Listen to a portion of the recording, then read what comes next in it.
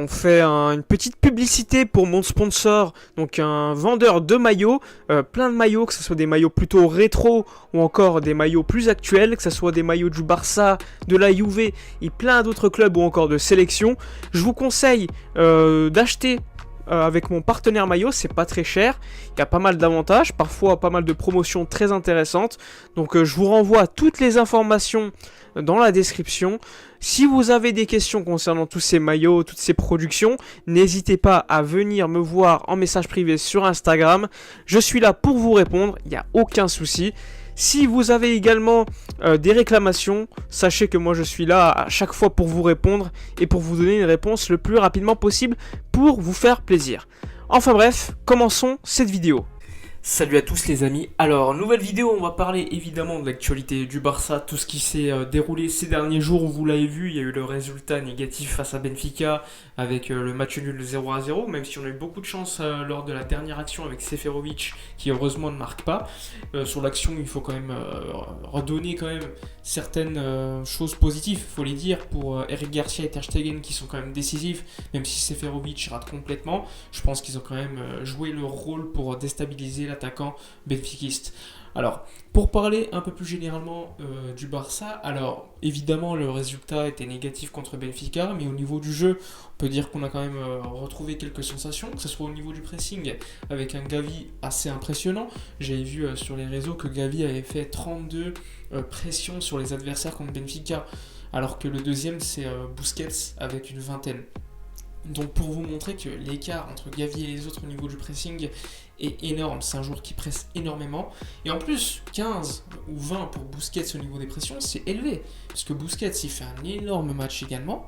C'est juste pour vous dire que Gavi en Europe, mais il n'y en a pas comme lui au niveau du pressing, même si Kanté court beaucoup, au niveau du pressing, les courses pour presser l'adversaire, personne ne fait mieux que Gavi en Europe cette saison, avec 32 sur un match.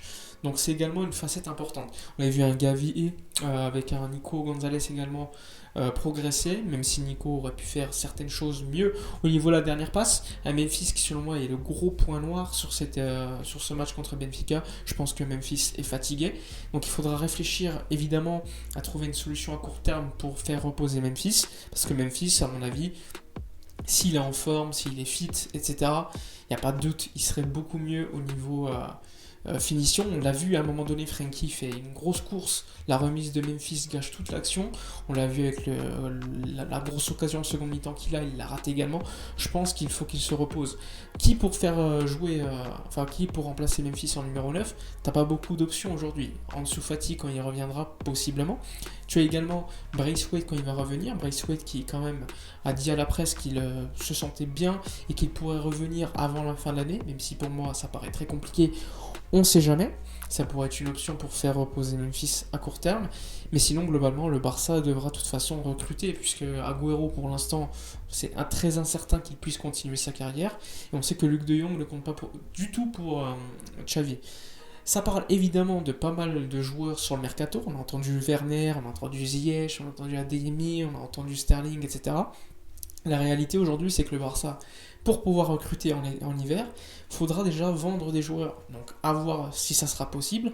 Mais si on réussit à le faire, eh bien tu as quand même quelques options. Tu as dernièrement un joueur qui commence à faire parler dans la presse catalane, c'est Arthur Cabral, un Brésilien international qui joue au FC Bâle, qui est très efficace. On a vu les stats, 23 matchs, 24 buts avec 4 passes décisives. Donc au niveau quand même des stats, c'est impressionnant. Après ça reste le championnat suisse, ça reste une option. C'est pas encore non plus super avancé, on parle de 15 à 20 millions d'euros, ça pourrait être une option intéressante, même si en réalité pour moi, le Barça doit recruter un neuf connu, un neuf qui est sûr d'être fiable, qu'on sait qu'il va marquer à chaque match, qui va marquer constamment, qui sera efficace, et aujourd'hui on ne l'a pas dans l'effectif.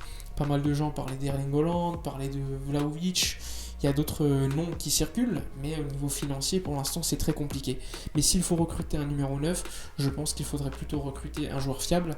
Et c'est plutôt sur les ailes que pour l'instant je me pencherai. C'est pour cela que les rumeurs Adeyemi Sterling, pour moi, font sens. Mais pour l'instant, il faudra être efficace au niveau des ventes. À voir ce qui va se dérouler pour Riqui Puig, parce que lui ne joue quasiment pas, même s'il joue beaucoup plus avec Xavi que sous Koeman. Après, ça reste que le début. Ricky va peut-être jouer un peu plus au fur et à mesure de la saison, mais pour l'instant on a vu qu'il n'avait pas encore l'importance qu'on attendait.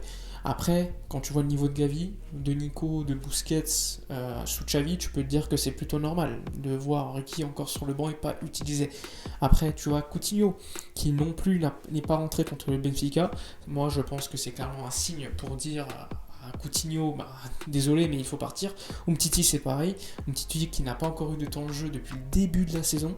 C'est pour vous dire la situation que Umtiti fait face, donc je pense qu'il faudra prendre des décisions drastiques avec ces joueurs, les vendre, et si on n'arrive pas à les vendre, il faudra patienter encore une saison avec ces joueurs et leurs gros salaires, et ça franchement c'est plutôt problématique, parce que ça nous met en difficulté au niveau de la masse salariale, et du coup au niveau de la limite salariale fixée par la Liga, ce qui nous empêche de recruter tout simplement. Alors au niveau du FC Barcelone, on le sait, il faudra être chanceux pour passer en Ligue des Champions, en huitième de finale, parce qu'on dépend littéralement du résultat entre le Dynamo Kiev et Benfica. On dépend également de nous-mêmes, mais on va jouer contre le Bayern Munich à l'Alliance, donc ça va être très compliqué. Après, je crois que comme il y a le Covid, il est fort possible que ça joue à huis clos, ou avec très peu de spectateurs. Il y a beaucoup de Covid en Allemagne, on a vu que Kimmich était testé positif, donc il sera absent pour ce match. Choupo-Moting également, à voir s'il y aura encore plus de tests positifs du côté du Bayern, mais de toute façon, le Bayern est pour moi cette saison la meilleure équipe européenne avec Liverpool et Manchester City, donc dans tous les cas ça va être très compliqué, il faudra espérer à mon avis un bon résultat du Dynamo Kiev à Benfica. Après, si on va en Europa League, évidemment au niveau économique ça sera une mauvaise décision, enfin une mauvaise chose, mais au niveau de la construction d'équipe, du groupe, ça pourrait être une bonne chose. Je m'explique. Si on va en huitième de finale et qu'on tombe contre Chelsea par exemple, qui est également énorme et que je n'avais pas cité tout à l'heure, eh bien on pourrait prendre un gros score. Et encore une fois, mentalement, ça pourrait mettre certains joueurs encore plus dans la sauce.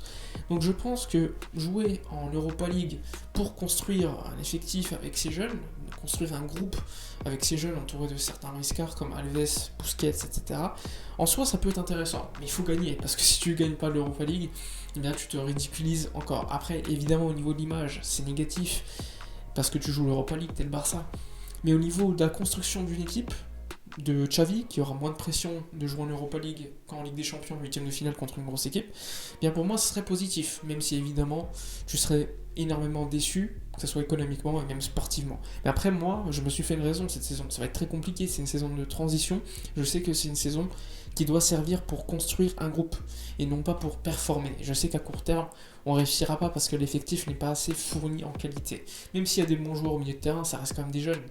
Ils ne seront pas réguliers à tous les matchs. Pedri, regardez, il est blessé. Gavi est exceptionnel, mais il ne pourra pas performer contre Chelsea, la Juve ou je ne sais pas quelle équipe à haut niveau pendant 90 minutes. Pareil pour Nico, ça reste des joueurs qui n'ont pas assez d'expérience, même s'ils sont formidables, je ne dis pas le contraire. Mais je pense que pour construire un effectif pour jouer la Ligue des Champions, pour la gagner en tout cas, il faudra encore quelques recrues, quelques joueurs plus expérimentés qui pourront amener ce groupe et être performants surtout dans les deux zones, que ce soit défensivement, on a retrouvé quand même sous Xavi une défense solide, enfin bref, on prend pas de but, même s'il y a quelques actions, on pourrait les prendre. Et surtout offensivement, on n'est pas assez efficace, et pour moi ça c'est quand même le plus gros problème. On sait qu'Ansu Fati est le joueur le plus décisif de cette équipe quand il est disponible, donc il faudra qu'il soit de retour et qu'il soit clinique devant les buts. Et si ça arrive, eh bien le Barça sera quand même dans une meilleure situation. Enfin bref, dites-moi vos avis concernant tout ce que j'ai dit dans cette vidéo, si vous êtes plutôt d'accord avec moi sur l'Europa League, ou plutôt continuer en Ligue des Champions, enfin espérez d'y aller. Moi je pense que, évidemment je préfère aller en Ligue des Champions, mais si ça n'arriverait pas, pour moi ce serait pas non plus la mort. Enfin bref, je vous souhaite une bonne fin de journée, n'oubliez pas de liker, commenter, partager, abonnez-vous, moi je vous dis à la prochaine, et d'ici là comme d'habitude, portez-vous bien.